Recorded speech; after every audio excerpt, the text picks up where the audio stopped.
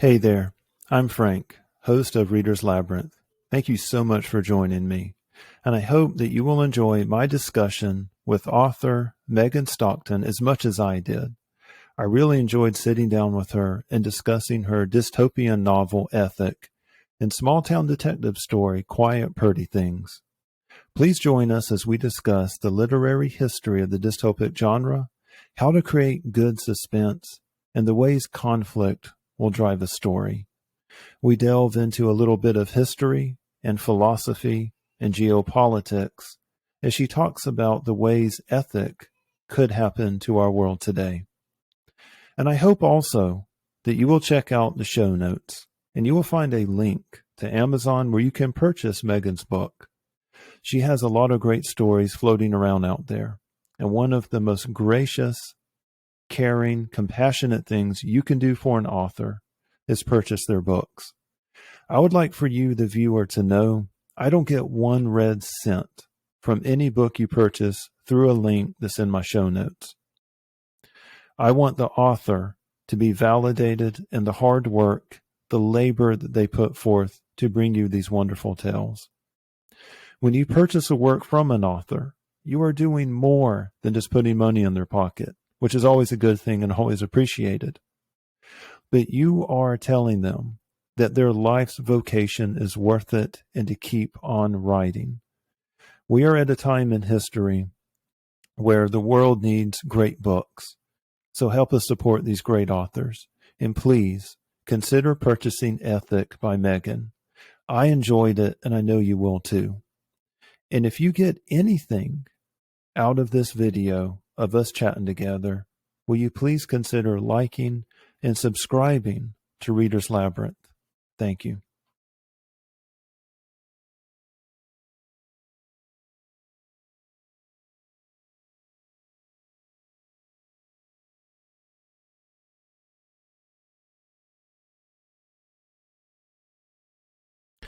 Megan Stockton, welcome to Reader's Labyrinth.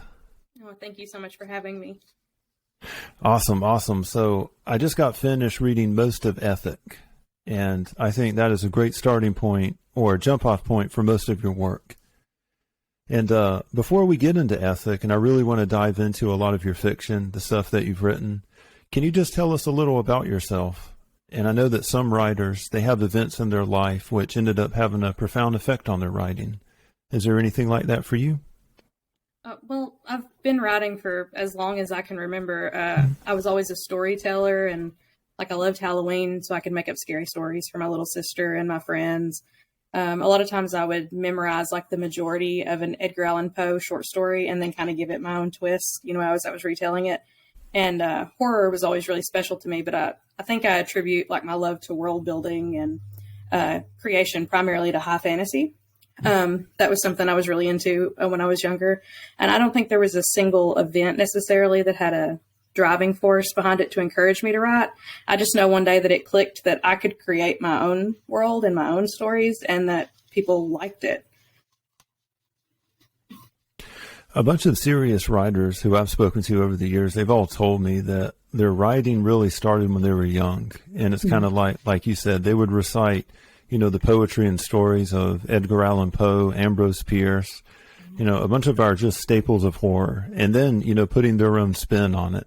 I know when I was in middle school, I tried my hand at a story of my own, but it turned out terrible, as you can imagine. But I can definitely see where you're coming from on that. With that being said, who's your favorite contemporary author today, or authors, if you have one? Yeah, gosh, I couldn't pick just one. A few of my favorites, Cormac McCarthy, Jack Ketchum, Wrath James White, David Wong, Margaret Weiss and Tracy Hickman, as far as fantasy goes. They're a great combination there. Joe Hill. And then there's an insurmountable list of indie authors that I just can't get enough of right now. Oh man, I can tell you this. I believe the future of literary fiction, at least in North America, is going to come from the indie authors. Definitely. Oh, absolutely. Mm-hmm. And I believe that the traditional publishing houses, their days of giving us Cormac McCarthy's is pretty much over because Uh, I could probably derail this entire interview just talking about the traditional publishing industry, but Yes. I'm not going to do that right now. So I heard you mention Cormac McCarthy. What's your favorite work by him, just out of curiosity? It depends on either The Road or No Country for Old Men. Okay, Yeah. My dog is same as Sugar. The kids call her Sugar. But most days I would say The Road, but every once in a while, No Country for Old Men kind of noses ahead there. So I don't know if you saw my interview with B.L. Blankenship, but he told me about Blood Meridian. And Oh, yes. so I had read that many years ago, and I'd completely forgotten about it. But recently, I reread certain parts of it, and just the dread in that novel. I mean, I had completely forgotten about what a great writer Cormac McCarthy is, by all measures, on that. So, folks, if you're listening or watching, you need to go check out Cormac McCarthy and B.L. Blankenship. Go and check his work out, too. Yes. I can definitely catch a whiff of his influence in there. So I'm really curious about this. I noticed that you use Facebook as a central hub for your marketing. How is that working out for you? Well, marketing is not my strong suit at all. Until this past year, I really didn't do any kind of marketing for myself or social networking in relation to like my writing career. It was partially because I had a lot going on with my life in regards to like my day job. It was kind of soul sucking, and I was kind of in a bad place mentally with everything. But I left that job in November. And really this year, I've really started putting myself out there a little bit more. And Facebook was just what I primarily used for my personal social media. So I was just more comfortable there as my jumping point. And I've started trying to kind of edge into other platforms, but Facebook is incredibly active and interactive. It's really easy to reach people who are into the same things as you. So it's working fairly well for me for just not knowing anything about marketing or self-promotion. Yeah. The beginning bit of what you were describing, how a job can just kind of suck the soul out of you. Yes. Oh my gosh. I know exactly what you're talking about. And, having a job or a grind that you just hate going into, especially if you have problems with coworkers, has a way of just sucking the soul out of you. Like you said. Yeah, it really if there is. is if there is a psychic vampire, Yes. it's definitely going to be a job. So I'm very curious about the writing process itself. How does a story idea begin for you? Does it start off as an idea, a specific scene, or something else? I am a creature of absolute chaos. Anybody that's ever done a project with me would tell you that. Sometimes it's a scene. Sometimes that scene has nothing to do with the story I end up telling. And sometimes it's like I discover a new character and it's like this tiny mannerism that they have that just kind of snowballs into this thought process. And sometimes it is the plot. Sometimes I come up with the plot first or an aspect of the plot, but usually it's just this tiny thing that gets out of control. I so rarely start with the beginning of the book, and I never map anything or outline. I am 100% a pantser. So it just happens. That will kind of lead to another question. So, and I think you kind of answered it, but I'm more curious about the why. And I've always been fascinated by writers and how writers choose to, create something. But as far as the outline versus no outline goes, just as someone who doesn't know anything about writing myself, it seems like it would be a little bit, unnerving, I guess, if I got 30,000 words, 40,000 words into a work and, hey, is this structure going to hold? Is it going to hold together? Is there a foundation to it? So whenever you're writing, do you ever have any kind of, anxiety in the very beginning? Like, hey, am I writing something that's going to hold together? Is this going to actually work as a story? Usually I don't have any anxiety at the beginning, but occasionally as I'm wading through midway through the book or something, I'll start to wonder, where is this going? I really believe that anything that starts, it has an end somewhere. So I usually just follow it to a point where it stops. I feel more like I'm almost like a voyeur when I'm writing. I'm watching these things happen, which sounds weird. But but it's more of an observation than creation. Sometimes it feels like you're putting these characters into situations and you're just following them along on this journey, and you decide where it ends. But there is that occasionally I'll get to a point where I'm like, I don't know where this is going. And sometimes you just have to step away or try to seek out a little bit of inspiration somewhere else. So I usually do 2 projects at a time, which sounds terrible, but if I need to step away, I've always got this other thing I can kind of work on. And I try to do like two things that are not super similar, so I can almost like a palate cleanser in between if I need it. Do you find that a lot of your creative processes, like if you're trying to work through a scene or if you're trying to work through like a plot device, does this happen when you're not working on it? Like if you're going on a walk, if you're on a beach, if you're, fishing or something like that, is that where you find a lot of your the energies will come from? Yeah, a lot of times it's very intrusive. It's more like 3 a.m. or in the middle of a work meeting or something, sometime I don't need to be thinking about writing. So it's all the time. And I have a physical notebook, and then I use the little notes app on my phone if something hits me. And a lot of times I'll just put like trigger words to help me remember the thing, but yeah, all the time. I could probably talk for hours, just hearing from authors about the creative process. And something I'm really, really excited about the indie publishing field is it's giving authors just like you and some of the other guests I have, I have them booked in the future, but the media that we have is giving an outlet to uncontrived writing, to totally original, uncontrived writing, and not only writing that's uncontrived and original, but writing that isn't constrained by a genre. And and authors are finding an audience. They are finding an audience. They are making book sales.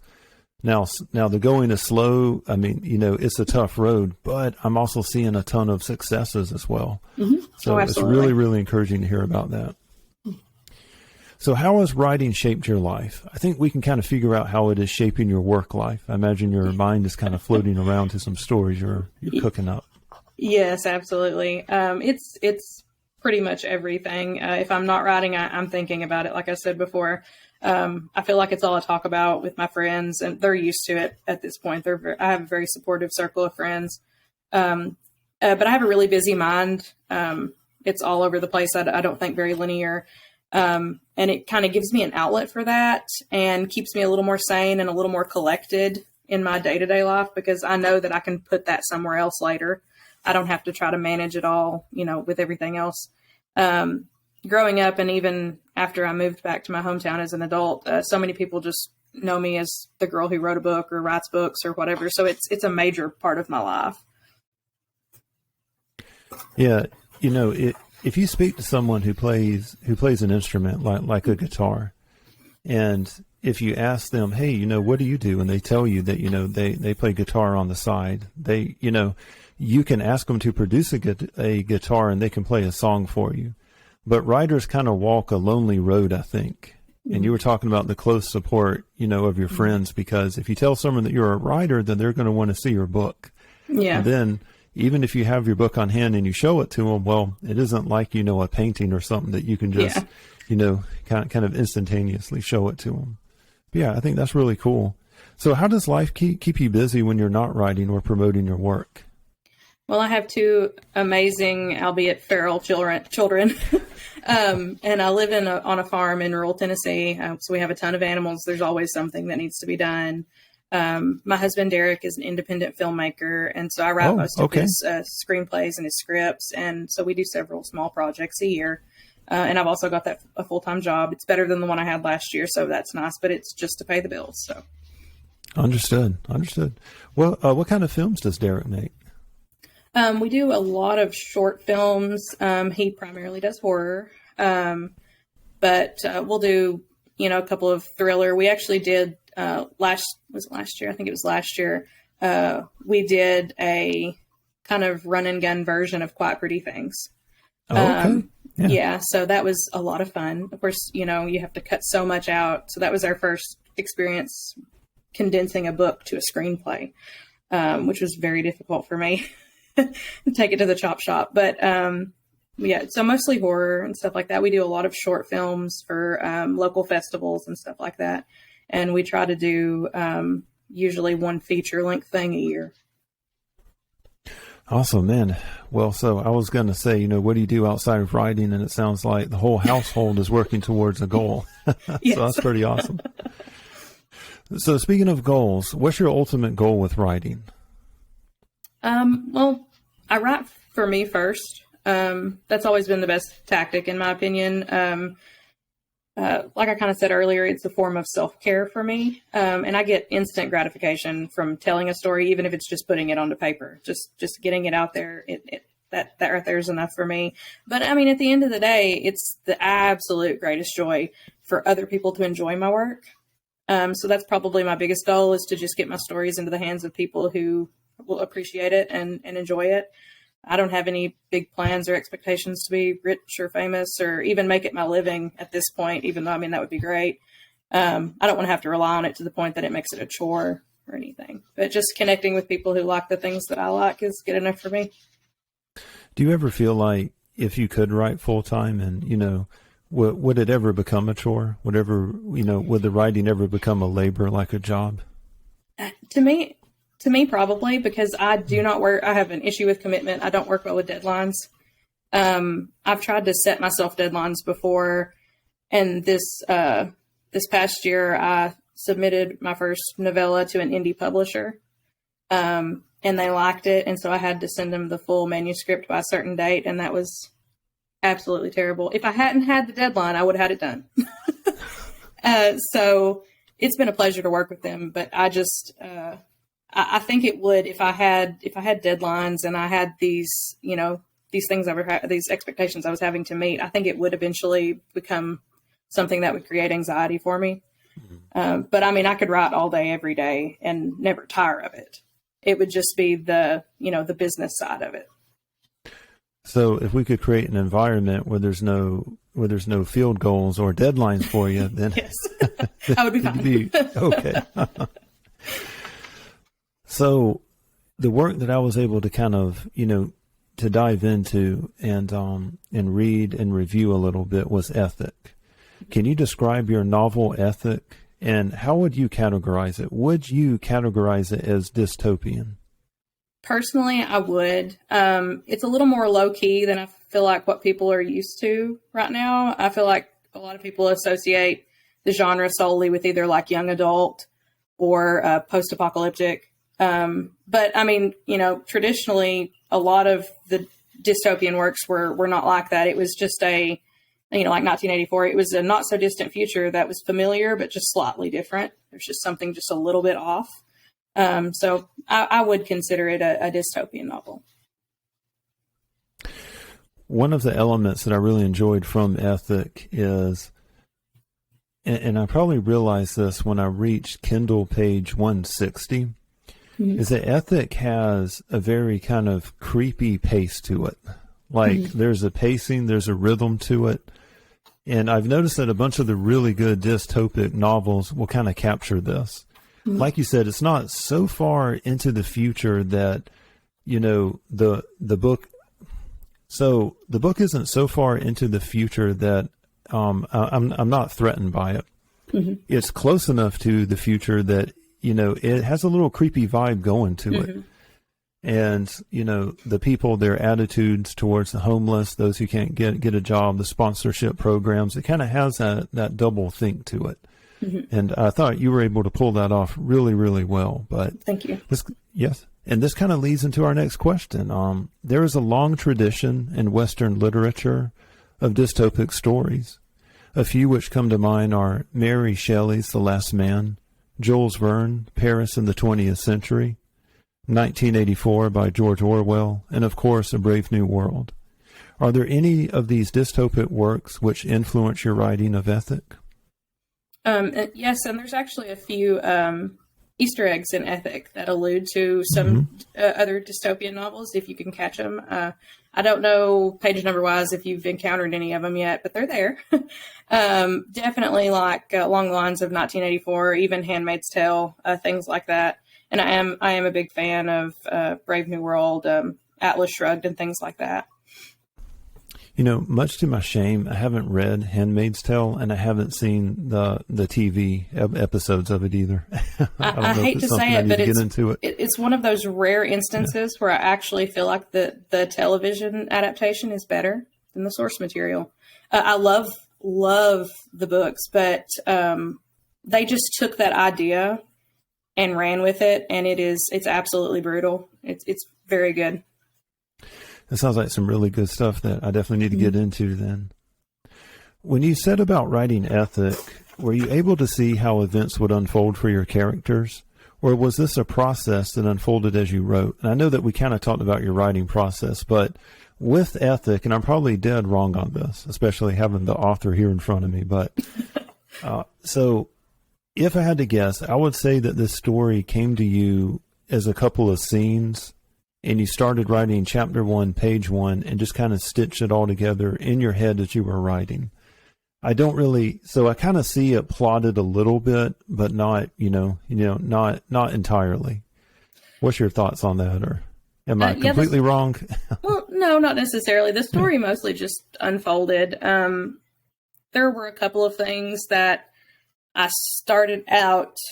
I don't want to spoil anything for anyone and you, because you've not got there yet. There's a death that was almost someone else.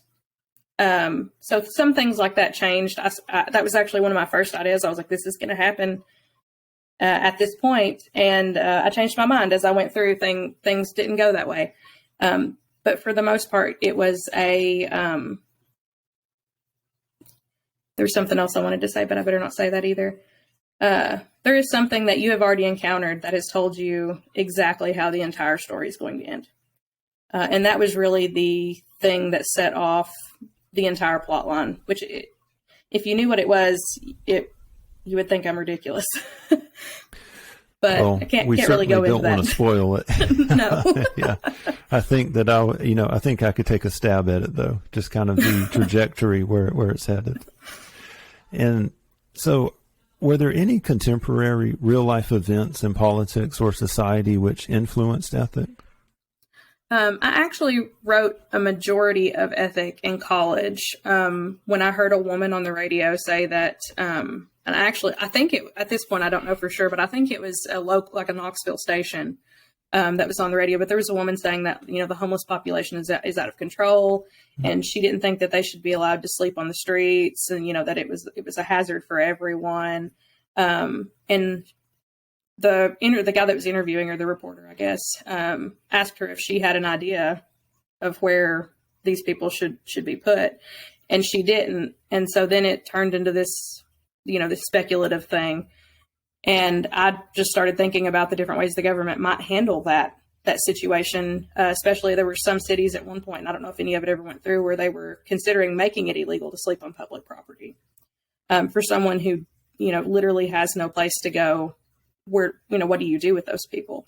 So, it's probably introduce free housing, free medical care, a work program designed to get them back on their feet. And, some of the worst atrocities are born from great intentions. And at face value, that sounds like a great program, a great way to help them get what they need. But then you introduce, inevitable corruption.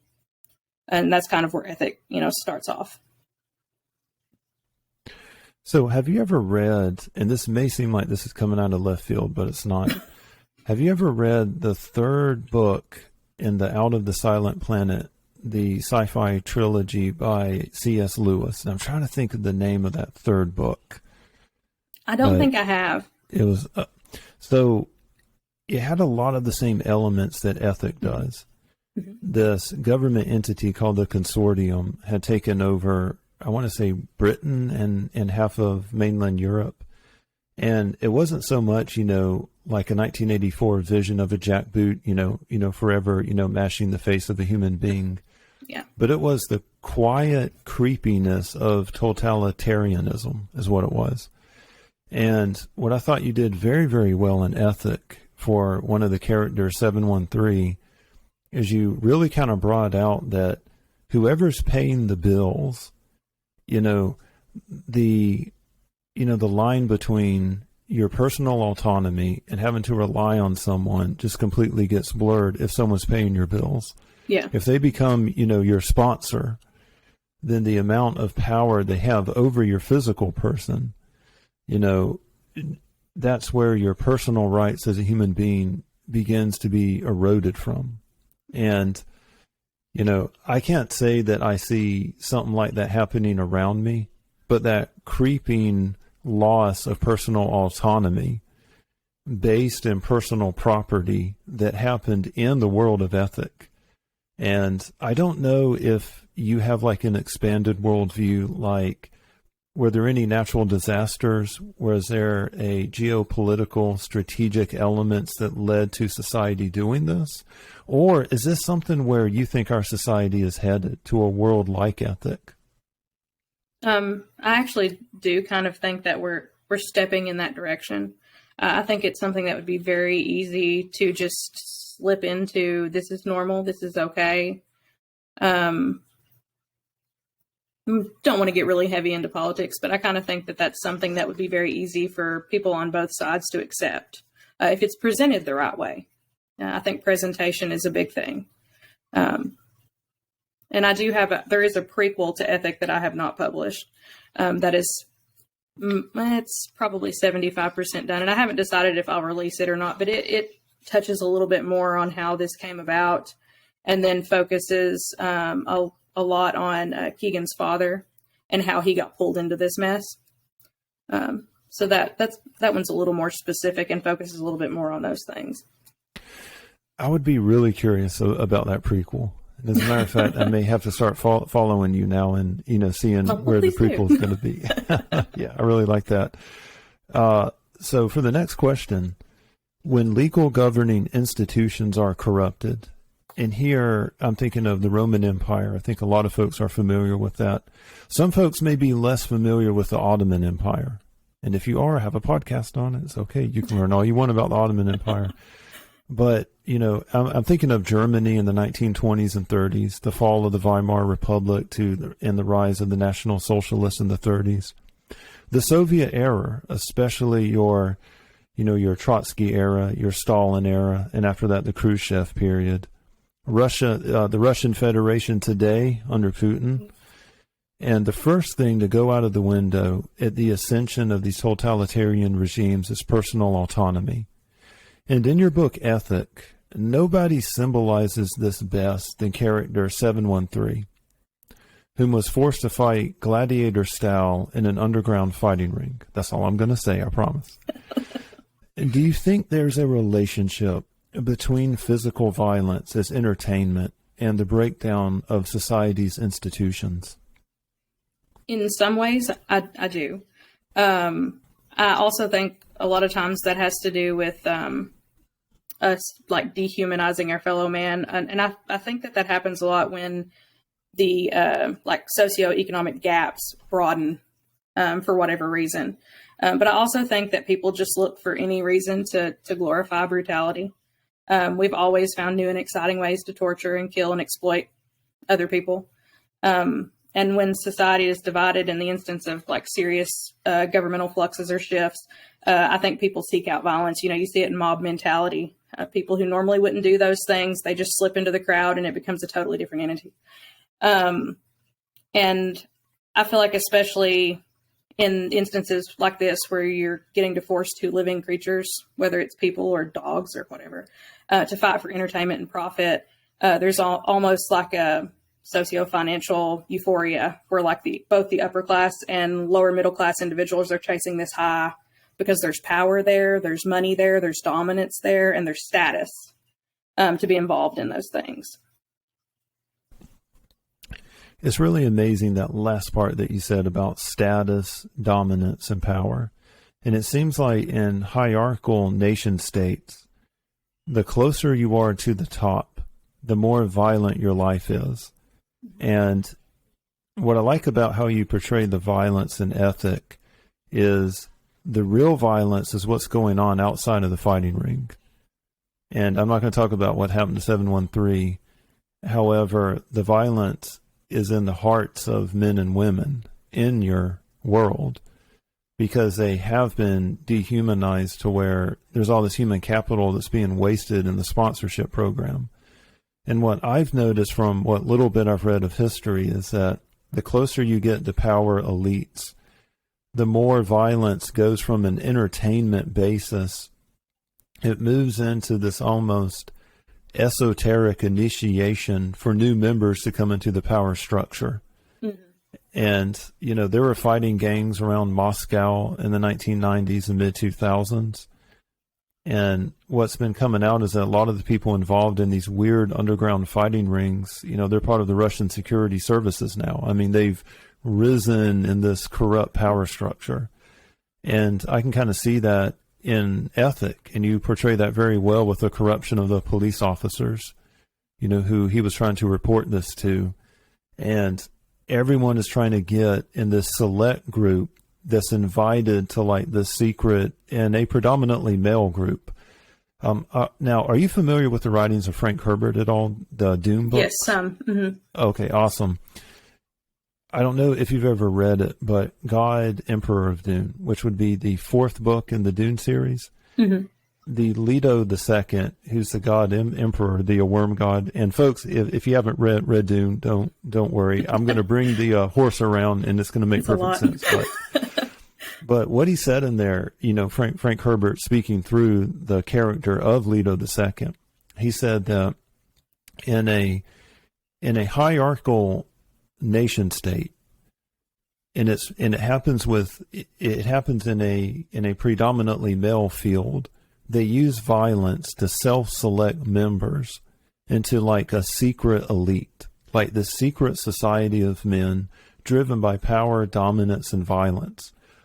And he said that what makes these hierarchies so destructive, what makes the nation state so destructive, is that the violence almost turns through esoteric practices these people into like these demons, to where they become enemies of the human race itself. Mm-hmm. And that's an idea that he really explores in God, Emperor of Dune. And it's something that I've always thought about. And in dystopic novels like yours, and I don't know if you did that deliberately or subconsciously, if you just, you know, you were picking up different elements, but I think it comes from a place in you that you were being true to your characters.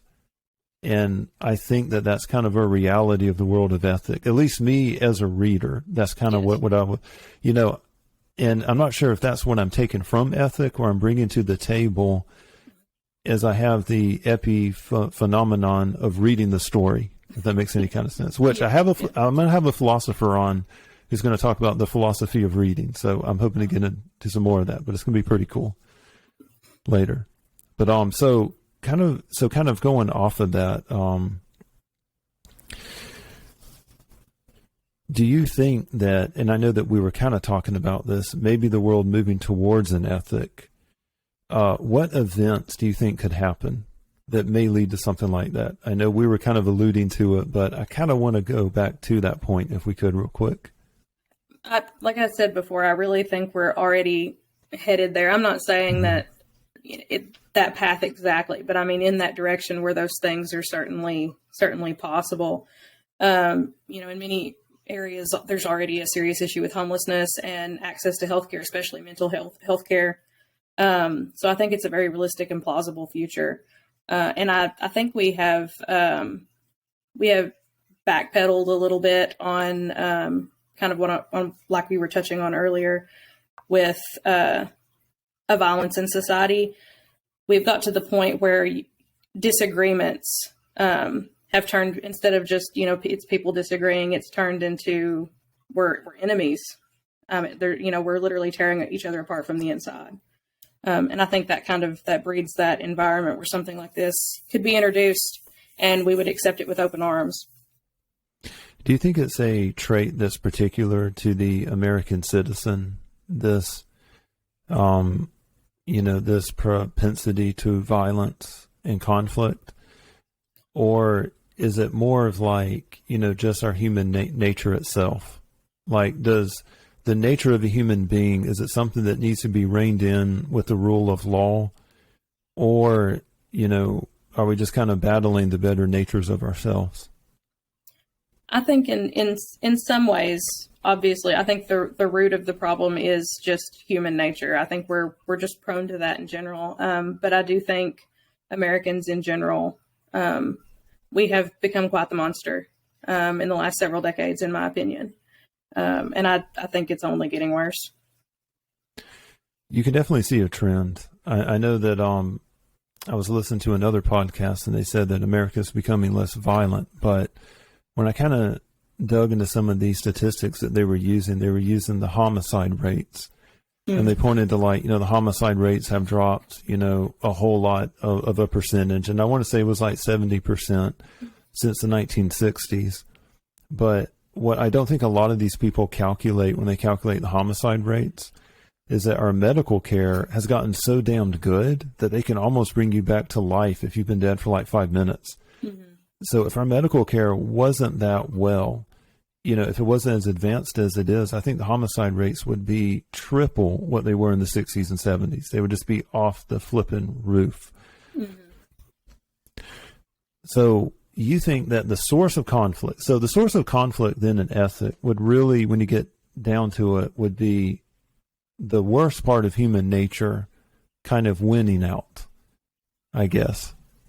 In a lot of ways, yeah. And just really the fact that, hate in general is an opportunistic creature. And if you give it the slightest room, it's gonna breed out of control.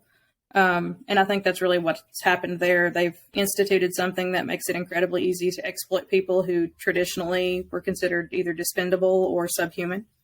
Because a lot of people could care less what happens to a majority of the homeless population. So many are trafficked or go missing or are murdered, and it's just swept under the rug. So now these people are put into a situation where they could be monopolized. And I think that that's kind of what's happening there. Is it's more the opportunity. And it goes back to a theme that's running constant through your novel, and that theme is that the citizens of this society, they derive their value and they derive their humanity from physical property.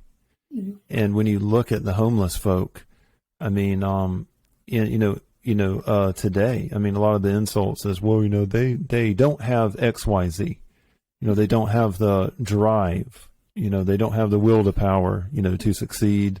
They don't have a car. And to me, it's like, sure. And I'm not trying to be like, an apologist for some parts of the nation that truly do have a humanitarian crisis going on. Mm-hmm. But at the same time, they're our fellow human beings. And I think we kind of lose sight of that a lot of times. Yes. With that being said, what do you hope your readers will take away from Ethic? Just like with any good dystopian novel, I just want it to be a cautionary tale. I don't want to sway anybody one way or another on anything political necessarily. I just want you to think about where we've been, where we are, and where we could be headed. Well, for the readers who are interested, there will be a link in the show notes to Ethic. I would highly, highly encourage you guys to go click that show link and purchase the book. And the link I have is going to be to the Amazon. And I would love for you guys in the comment sections to tell me about it. Tell me about Megan Stockton's book, what you thought about it. And you have another book that they can pick up on Amazon as well, right? Mm-hmm. Quiet Pretty Things. Is that the... Yes. Okay. Can you tell us what Quiet Pretty Things is about? Yeah, it's a crime thriller set in a small fictional town of Flat Branch. Each chapter is the point of view of either two senior detectives, their trainee, the town medical examiner, or our elusive serial killer.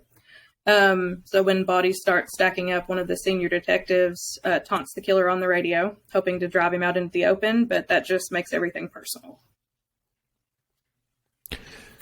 Note to all the detectives who are listening, never take the job personal. Just go in, work your leads, do your case notes, and then go home. Don't make it personal on the radio, right? Mm-hmm. It's all going to turn out bad. What kind of research did you do for the book? Admittedly, I didn't do a lot of research for this novel. I set it in a small town in this fictional corner of Tennessee where most of my stories are set. And I based this area pretty heavily on the area that I currently live in and grew up in. And the things that people can get away with in areas like this are insane. The number of unsolved cases or things that just get overlooked or, ignored are story enough. So I thought this was an area where I was familiar enough and I could base my serial killer's exploits here and still hold on to some realism. It also kept me from having to do research into any kind of serious law enforcement methods or anything like that. And I purposely shift the novel's focus away from anything intensely technical. So a lot of it's the detectives off duty and, of course, the serial killer. And then at the end of the day, though, while I do want to maintain some realism and believability, it's still purely fiction. As someone who has a background in law enforcement, I can tell you that the best books on law enforcement are not the technical ones. Mm-hmm. They're not the ones where, they get all the details right. I had a conversation with Robert Engen and Matthew Barrett last night, actually. I'm in the process of editing that video, but Matthew Barrett wrote a book, Through Their Eyes, and it was about Canada's battle in World War I on Hill 70. And this is a graphic work of historical not novel is what it is. See, he had a certain term for it, and I cannot remember. It's not a graphic novel. It's a graphic historical something else, but my mind's drawing a blank. But the artistic license that he took, and he says he deliberately got away from the technical aspects. He wasn't going to draw the helmet, like the 1914 model, blah, blah, blah. He wasn't going to, make the rifle, blah, blah. But he managed to show the humanity in his artistry and the internal world that the soldiers were going through. And so, a lot of folks, who are avid readers of detective fiction, those seem to be the elements that they grasp onto. Mm-hmm. Because if they made it really realistic, then 90% of your book would be at a desk, just answering phone calls. So I think it's really, really cool. Do you think there's going to be any other detective fiction coming on down the line? I would like to do some more small town crime novels. I have a couple of ideas that I've not really committed to yet.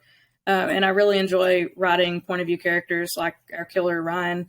So I'll probably do more in the future like that. So what's your opinion on writing first person versus third person?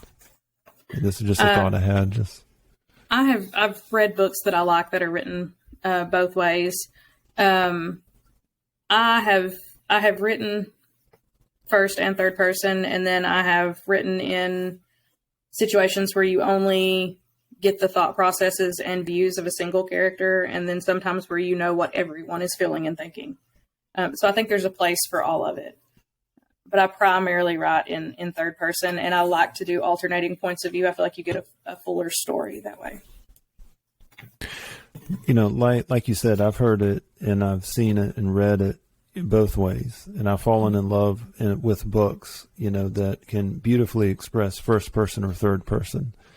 And again, as I said earlier in this interview, I think the future of writing in America is going to be the indie publishing route, because so many authors, they have the creative shackles removed from them. I mean, imagine if we could go back in time and tell Frank Herbert, hey, you can make your Dune book as long as you want to.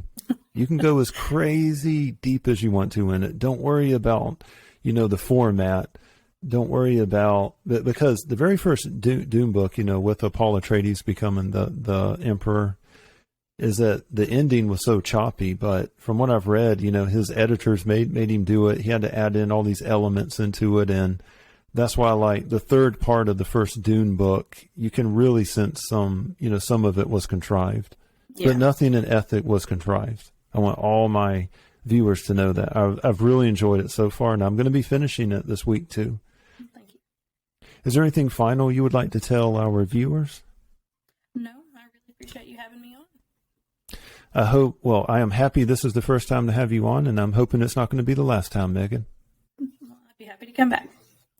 Now, I understand that there's another story that's kind of floating around, though, that you were given an editor to look at. Would you like to leave the viewers with a little teaser of that? I think you sent me. Yeah, in December, I do have a kind of a slow burn, small town mystery werewolf novel coming out. It's called And Nobody Knows It But Me.